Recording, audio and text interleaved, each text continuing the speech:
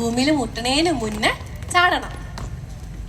ആഹാ, നമ്മൾ മുന്നിലേക്കല്ലേ കറക്കുന്നേ. ഒന്നുകൂടെ വള്ളിച്ചാട്ടം ഫ്രണ്ടിലും. ഇനി മുന്നിലേക്ക് കറക്ക. അതെത്തി അവിടെ എത്തുന്നതിന് മുന്നേ ചാടണം കേട്ടോ. ശ്രമിച്ചു നോക്കും. പറ്റുമെന്നേ. ഇത്രയും പേർക്ക് പറ്റുന്നുണ്ടെങ്കിൽ നമുക്ക് പറ്റില്ലേ? ഞാൻ നോക്കി നിൽക്കുന്ന പ്രശ്നമെങ്കിൽ ഞാൻ മാറിയേക്കാം. എന്നിട്ട് ശ്രമിച്ചു.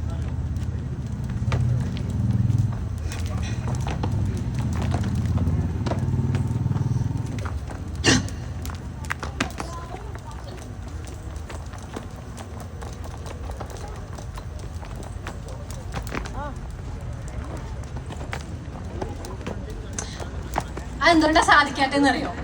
ഇതിൽ കുറച്ചും കൂടെ പവർ കൊടുത്തിട്ട്, അത് പുതിയ സ്കിപ്പിംഗ് റോപ്പ് ആയതുകൊണ്ടായിരിക്കും അത് സ്ട്രൈറ്റ് ആയിട്ട് വരാത്ത. എത്തുന്നതിന് മുന്നേ ഭൂമിയിൽ മുട്ടുമെന്ന് തോന്നുന്നിടത്ത് പൊങ്ങി ചാടിയാൻ വേണ്ടി.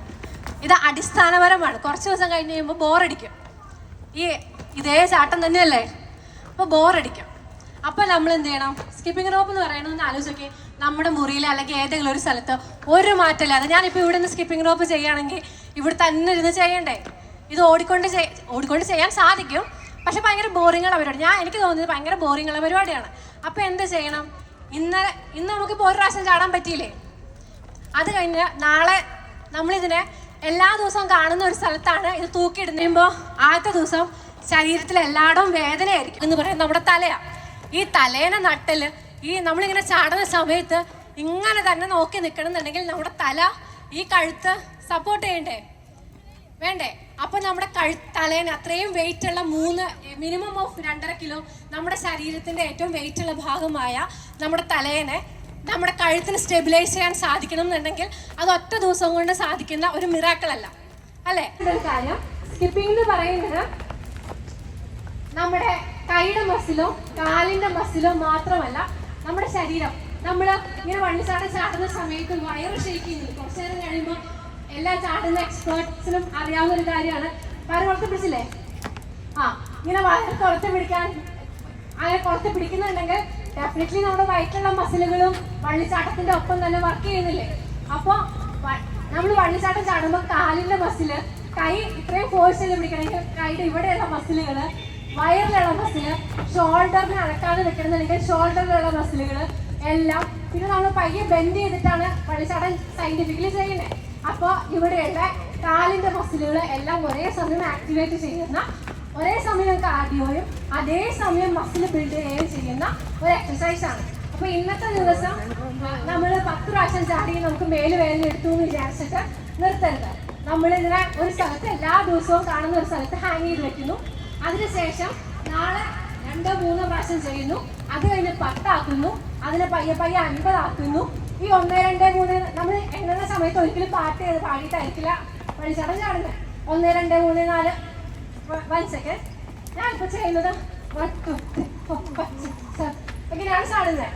എത്ര എക്സ്പേർട്ട് ആയപ്പോൾ 20 എത്തി കഴിയുമ്പോൾ 11, 12, 13, 14, 15, 16, 17, 18, 19, 20 കഴിയുമ്പോൾ എണ്ണം തെറ്റാൻ. അപ്പോൾ ഞാൻ ശ്രദ്ധിക്കുന്ന ഡബിൾ അണ്ടേഴ്സ് വള്ളിച്ചാട്ടം ചെയ്തൊരു 100, 150, 200 ഒക്കെ കണ്ടിന്യൂസ്ലി എത്തുമ്പോൾ നമ്മുടെ ഹാർട്ട് ബീറ്റ് നോക്കുമ്പോൾ ചിലപ്പോൾ 140, 150 ആയിരിക്കും. അപ്പോൾ നമ്മുടെ ഹൃദയത്തിനും പയ്യൊന്ന് റെസ്റ്റ് വേണം.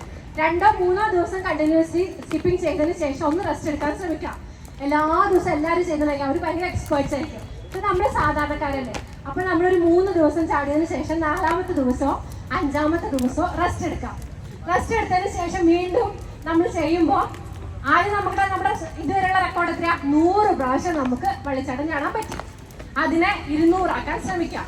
ഒരു മാസം അല്ലെങ്കിൽ 1.5 മാസമൊക്കെ കഴിഞ്ഞ് കഴിയുമ്പോൾ നിങ്ങൾക്ക് കണ്ടിന്യൂസ് ആയിട്ട് 100 പ്രാവശ്യം ചെയ്യാനായിട്ട് സാധിക്കും.